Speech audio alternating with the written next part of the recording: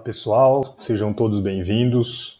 Meu nome é Caio Sussumo, sou gerente executivo do Serviço de Educação Permanente e graduado em enfermagem com mestrado e doutorado em ciências e MBA em economia, gestão e saúde, e sou membro do Núcleo de Segurança do Paciente do HSP Unifesp.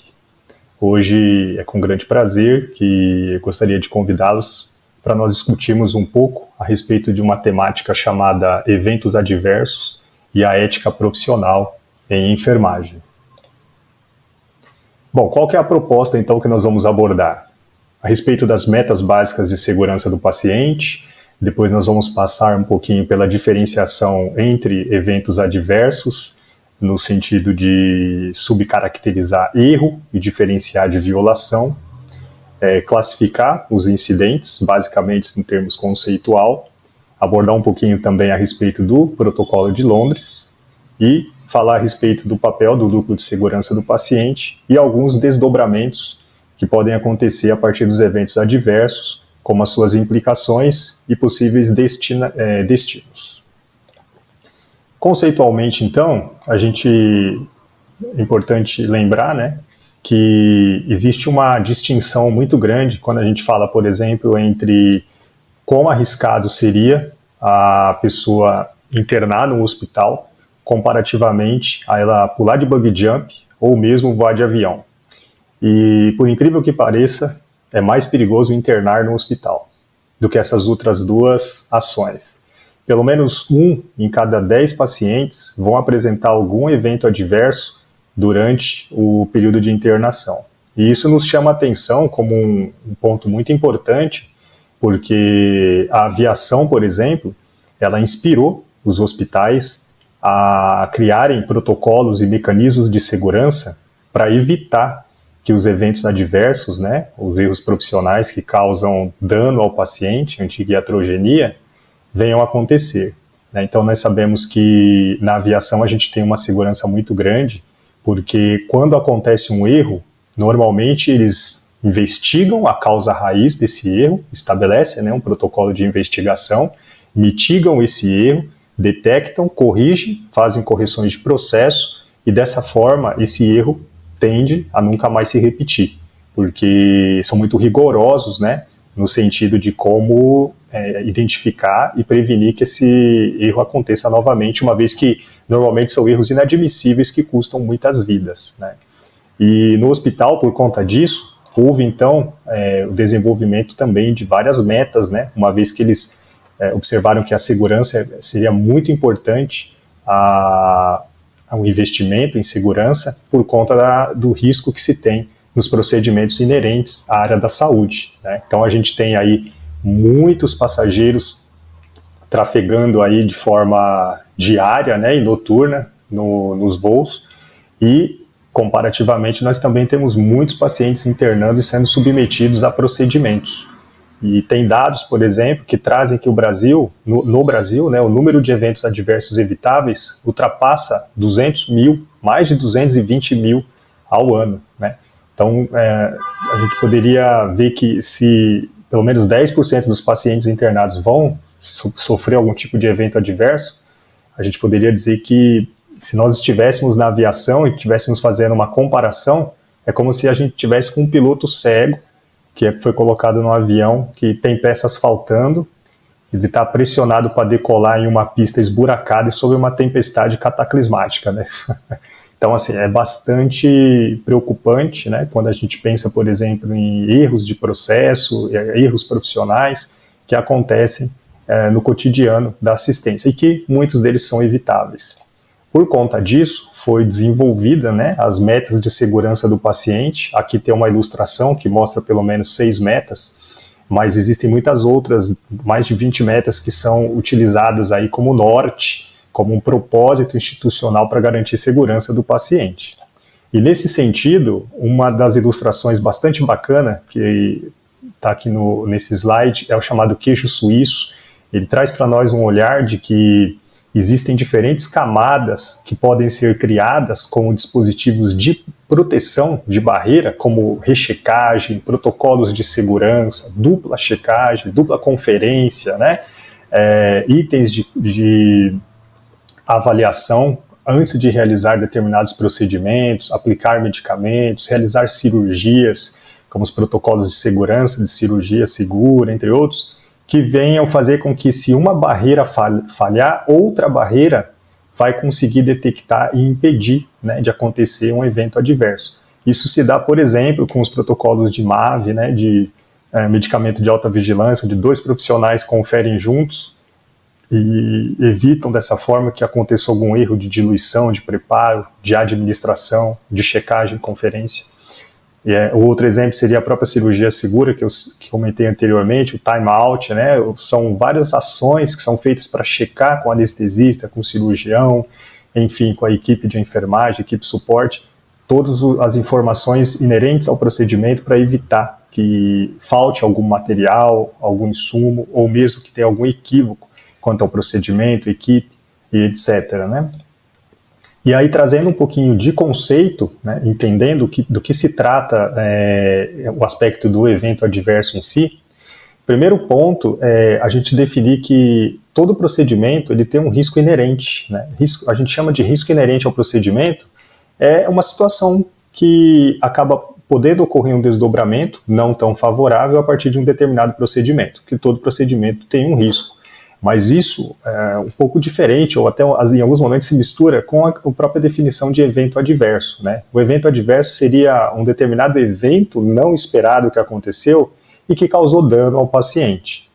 O conceito de não conformidade já diz respeito mais aos aspectos relacionados a falhas em processos de protocolo, daquilo que é esperado, né, que se tenha, é um processo administrativo ali que não foi devidamente executado, e aí você tem está sendo infringido o protocolo em algum aspecto, né?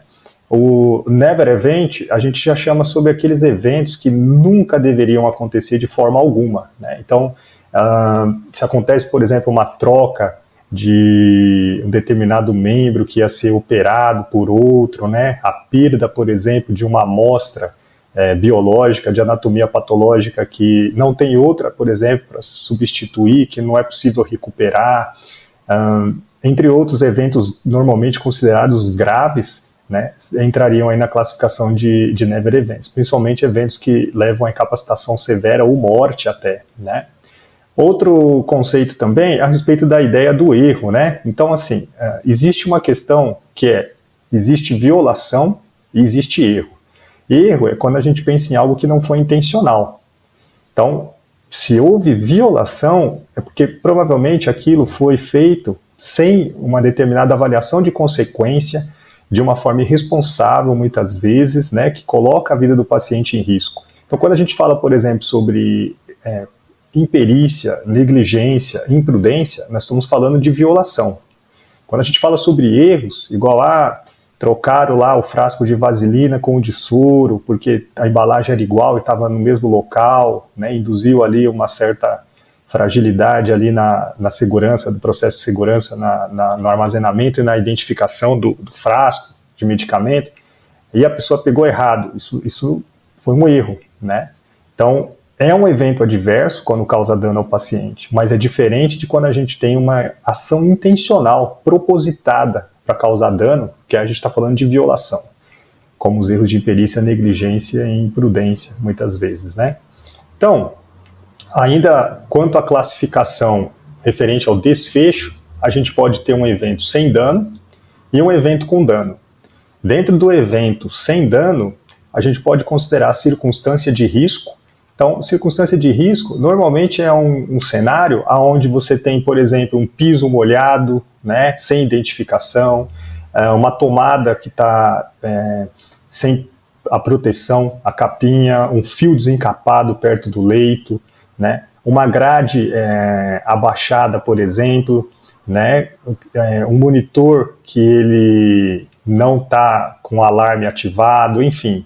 Aquilo pode até ter atingido o paciente, né, mas ele não vai ter causado dano, né, uma circunstância de risco. O near miss, a gente já entende como os mecanismos de segurança estão funcionando. Como assim? Então, lembra do queijo suíço, a figura anterior que eu mostrei?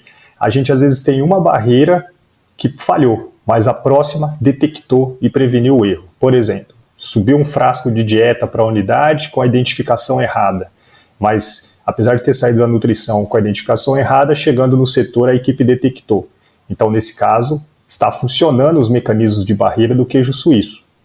Ou com uma bolsa de sangue que não foi administrada errada, porque apesar do nome ter vindo trocado, foi detectado. Qualquer situação dessa que mostre que os mecanismos de segurança estão funcionando, a gente vai dizer que não que é um quase erro, mas sim como que é um near miss, né? Um mecanismo de proteção que está funcionando ali, não chegou a atingir o paciente. Agora, quando a gente fala no evento quanto ao desfecho que tem dano, aí a gente vai pensar no evento adverso, né?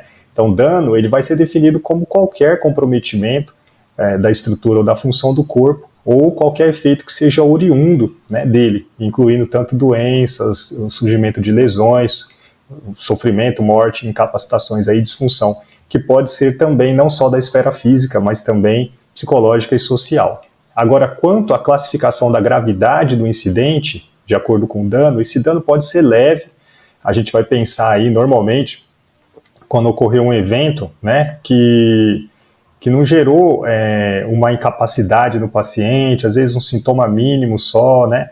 Então, se houve aí a presença de um dano leve, normalmente esse paciente não tem quase sintomas, ou os sintomas dele acabam sendo mínimos aí, né? Então, não vai ter muita duração isso daí, não vai ser necessário muitas vezes nenhuma intervenção, apenas uma observação, um monitoramento tranquilo desse paciente, sem muitas repercussões. Agora, se o dano for moderado, normalmente a gente já pensa num paciente que vai precisar muitas vezes de alguma intervenção, seja ela de ordem cirúrgica ou mesmo um tratamento adicional que vai precisar ser inserido, né, nesse paciente. Vai ter que muitas vezes observar ali se houve perda de função desse paciente, né, ou algum outro sintoma de longa duração. Nos graves, por exemplo, dano grave, a gente já vai pensar em paciente que precisa de uma intervenção mais séria de ordem cirúrgica, ou mesmo clínica, né, com dano de perda de função grave, muitas vezes de longa duração e muitas vezes com procedimentos invasivos importantes, como ter que entubar o paciente, sedar, mandar para a UTI, seria um exemplo. E a morte, que seria o pior dos desfechos, né, que aí quando causa óbito aí antecipado do paciente por um incidente que poderia ter sido evitável, né. Então aí um ponto importante para levar em consideração também nessa classificação, que seriam eventos, inclusive, notificáveis, né, com certeza, para a Anvisa, tudo.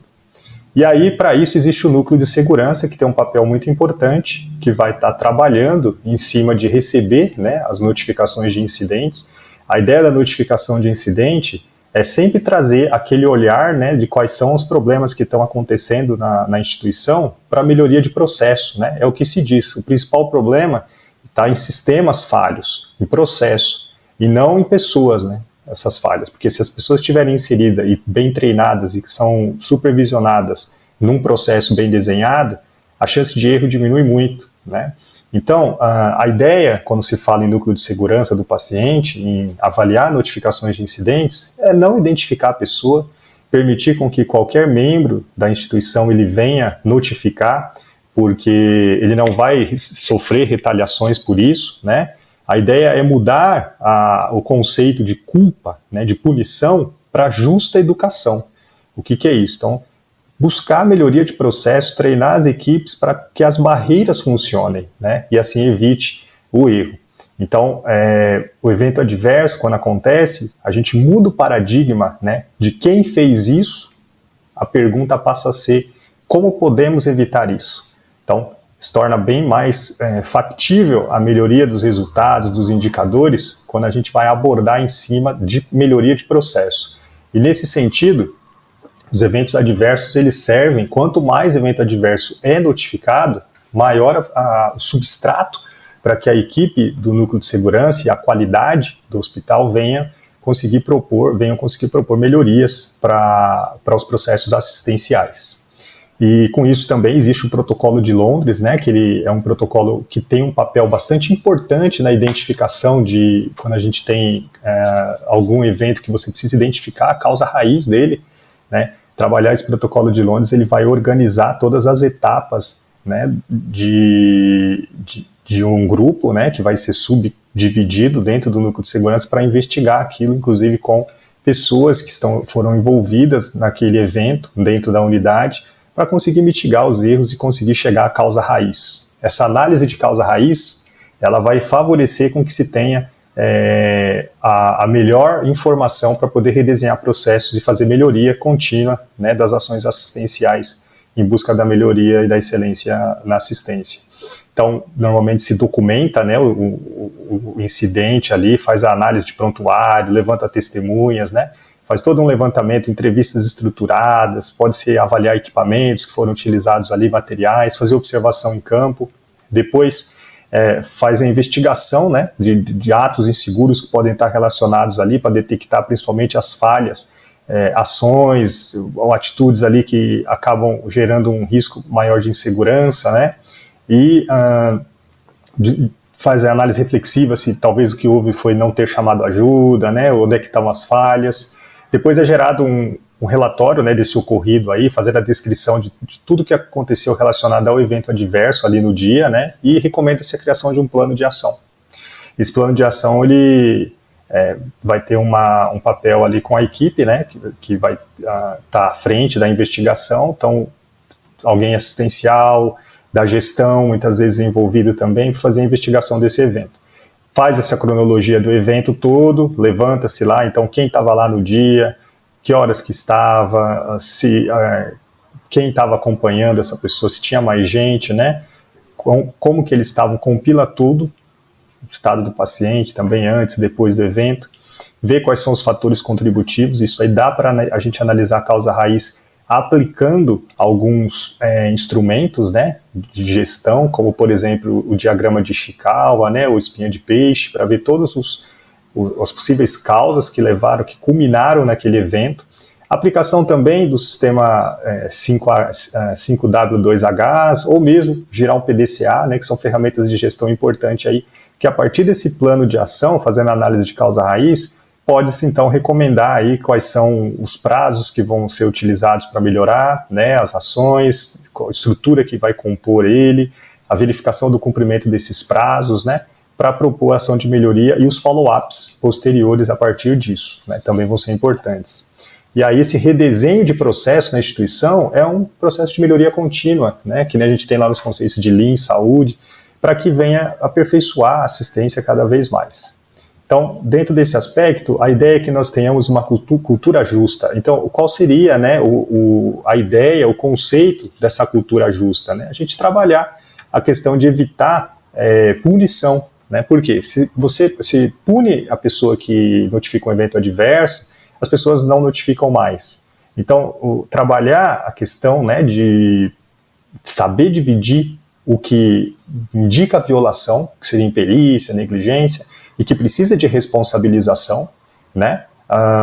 E aquilo que não, que é passível, que seria o erro, que não é passível para punição, mas sim para uma correção, né? No sentido de educação e treinamento, capacitação das equipes, para que a informação aconteça de forma adequada. É claro que tem coisas, por exemplo, que não tem como a gente escapar da violação, né?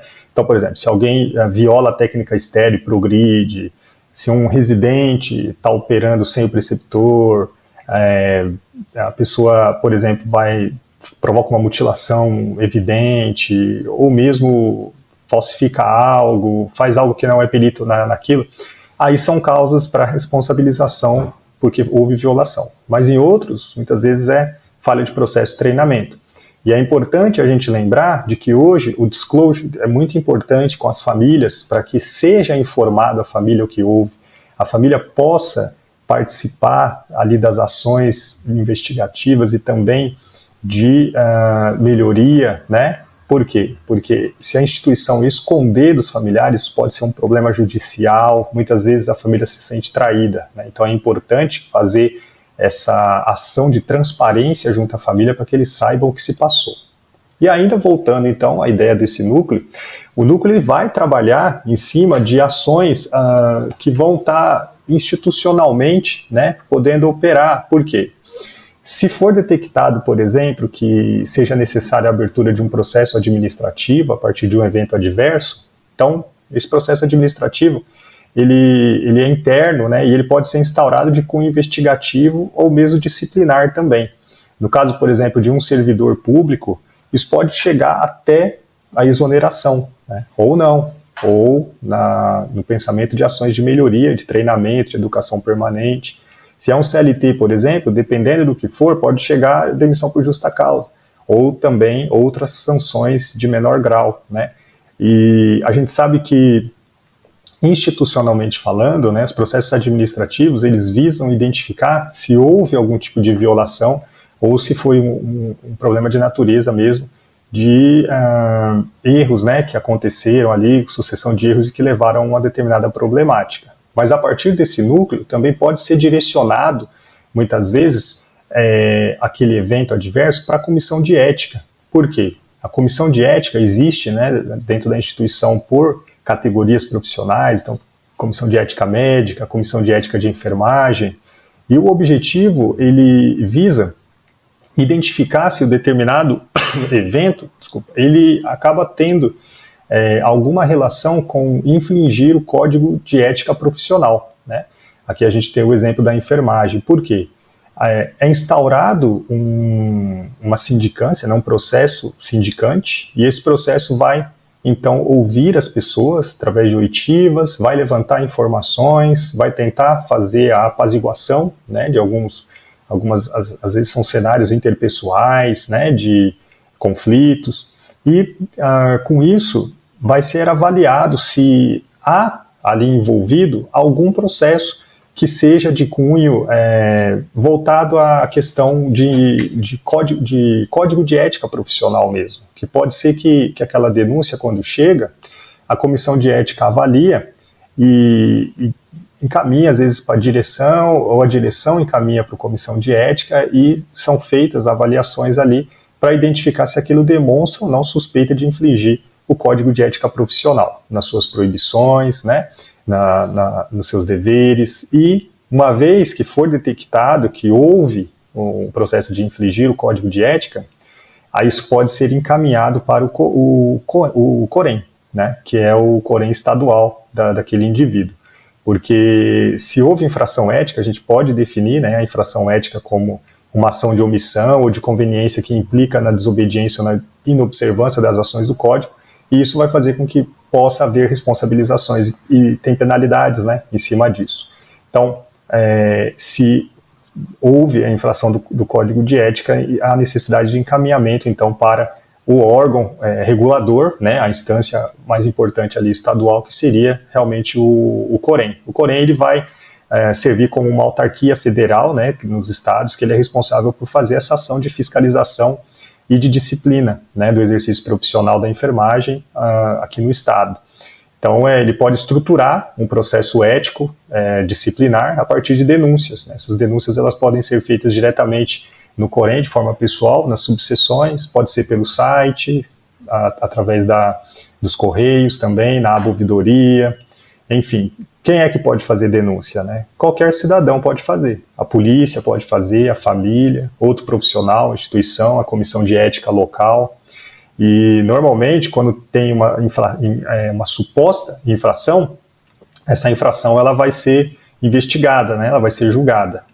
Então, dependendo, se for um caso grave, a gente pode pensar em cassação, né? Que seria a suspensão do direito de exercício profissional, nos casos de infração muito grave, né? Infração grave é aborto ilegal, nos casos, por exemplo, de falsificação de documentos, de dados de pesquisa, receber dinheiro indevido, provocar eutanásia, os erros de imperícia, negligência e imprudência, né, que nós falamos das violações, dano corporal, enfim, quando há dolo, né, quando a gente pensa aí de uma ação propositada, intencional contra o paciente, família, instituição, então o COREM vai ter esse papel de impor sanções disciplinares que venham trazer essas penalidades, né.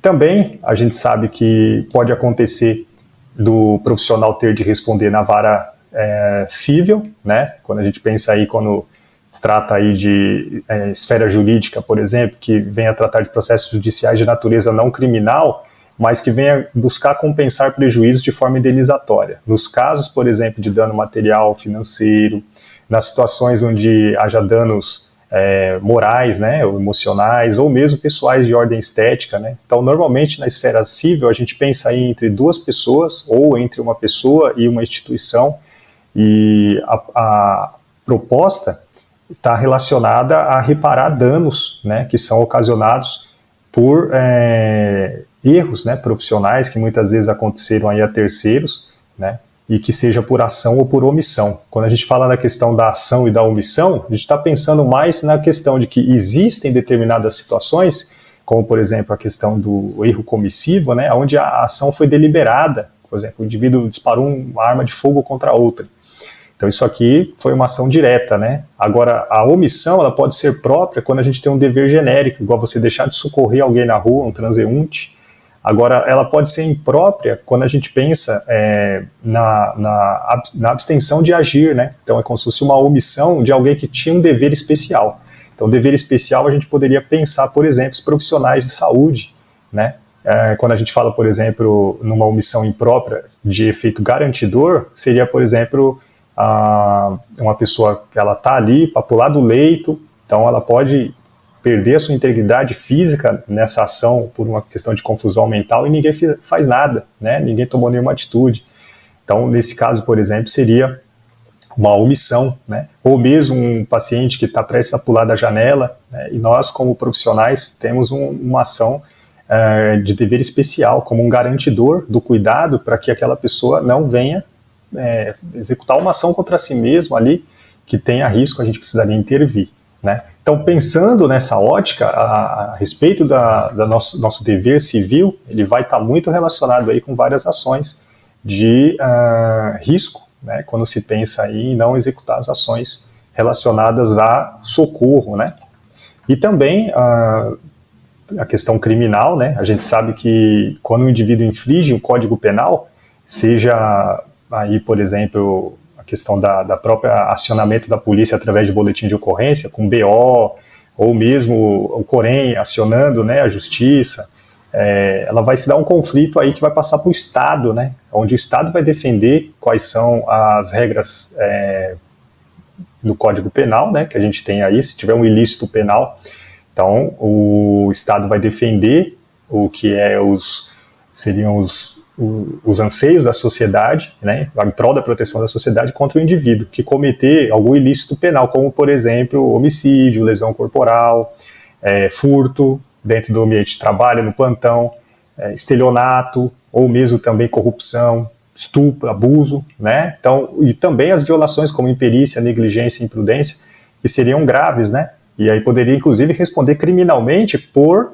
lesão corporal ou mesmo por homicídio culposo. Então, são pontos a se levar em consideração, né, que a gente pensa, por exemplo, aí que a enfermagem, por exemplo, ou outras profissões poderiam responder criminalmente se ela infringir qualquer uma dessas regras que estão sob o ordenamento jurídico, né, que é constante do Código Penal, e que qualquer um desses ilícitos penais que eu citei, que forem infringidos aí, poderia gerar, então, a necessidade aí de uma responsabilização na esfera criminal. Então a gente tem uma série de questões aí envolvidas, né, não só no Código de Ética de Enfermagem, mas também no aspecto civil, institucional e na esfera criminal. Por conta disso é necessário muita responsabilidade nas ações assistenciais para evitar que ocorram eventos adversos, né, esses eventos adversos não estejam nunca relacionados aos aspectos de violação dos princípios, né, como a imperícia, a negligência e a imprudência, entre outros, que tange, né, a lei do Código Civil e também criminal, né, penal brasileiro. Então, para fechar, gostaria de deixar uma frase, né, da Florence Nightingale, que valoriza muito essa questão de que a enfermagem é uma arte, e para realizá-la como arte, requer uma devoção tão exclusiva quanto a obra de qualquer pintor ou escultor, pois o que é tratar da tela morta ou do frio mármore comparado ao tratar do corpo vivo, o templo do Espírito de Deus, é uma das artes, poder-se-ia dizer, a mais bela arte. Gostaria de agradecer a todos e desejar um ótimo evento.